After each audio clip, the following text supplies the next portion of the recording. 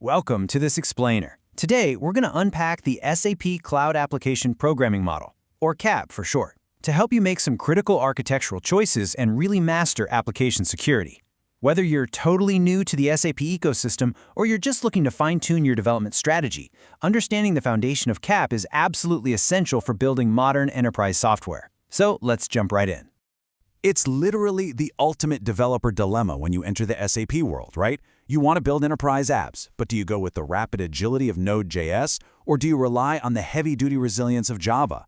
Honestly, it's a choice that's going to dictate your daily workflows, your deployment cycles, and exactly how your application scales. Here is our agenda for today. 1. Welcome to SAP CAP. 2. Node.js versus Java. 3. Declarative security explained. And 4. Your next learning steps. All right, let's start with Section 1. Welcome to SAP CAP. So think of the SAP Cloud Application Programming Model as your master architectural blueprint for building enterprise-grade apps. It isn't just one single tool, Rather, it's this comprehensive framework made up of languages, libraries, and tools. And it's all brought together to help you, the developer, focus on your specific domain logic instead of getting bogged down by endless boilerplate code and repetitive technical tasks.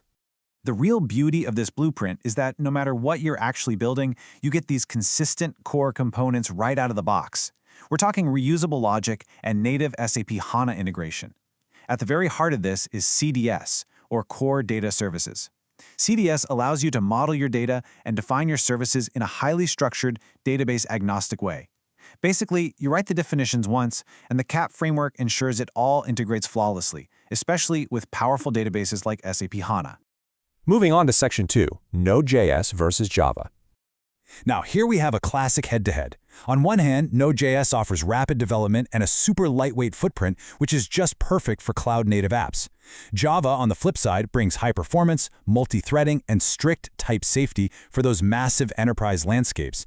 Now, both of these runtimes are fully and officially supported by SAP, and you can build incredibly robust applications with either of them.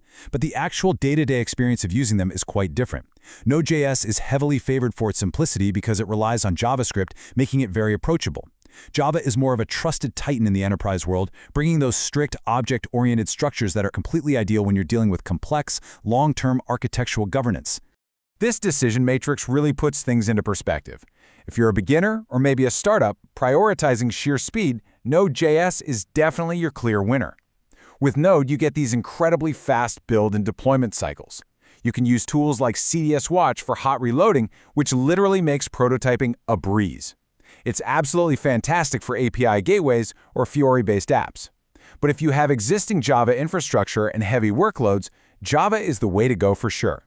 It really shines when you're building mission-critical systems that need deep integration with existing on-premise SAP systems, or heavy business logic, or if you're in an organization that already has a massive footprint of Java developers and monitoring tools.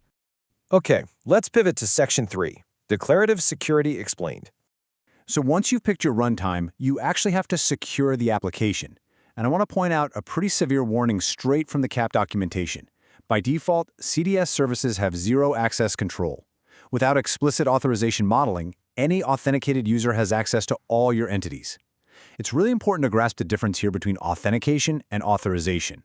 Authentication proves who is using the system, but authorization determines what they're actually allowed to do.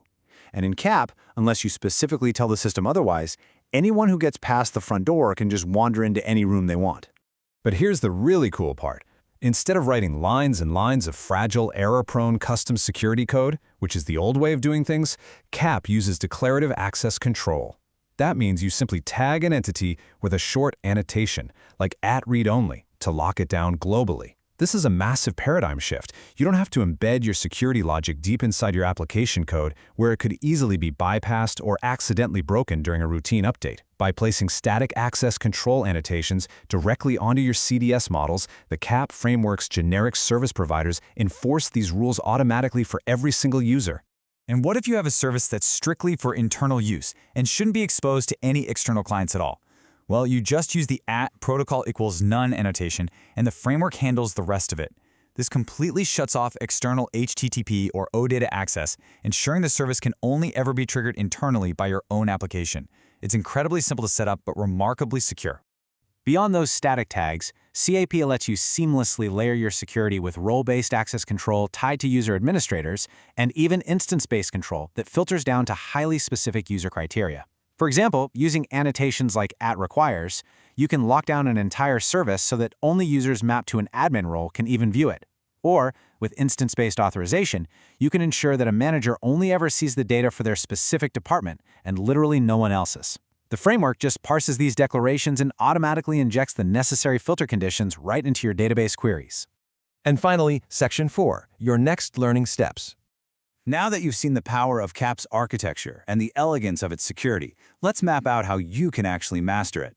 Based on the official 4.5-hour SAP learning course, your developer journey should start with fundamental concepts, progress through defining advanced domain models with core data services, and then finish up with validating inputs and providing sophisticated services. You really don't have to learn it all overnight. Just start by getting comfortable with the local Node.js or Java development environments, understand how to spin up a basic CDS service, and then gradually introduce those complex associations, compositions, and those powerful declarative security annotations we just talked about. I really hope this explainer has successfully demystified the SAP CAP ecosystem for you. The tools are exceptionally powerful, and the documentation out there is vast. But the real question remains, are you going to build with the lightning speed of Node.js, or are you going to architect the unbreakable fortress of Java? You've got the blueprint right in your hands now. So, what will you build first? Thanks for joining us today.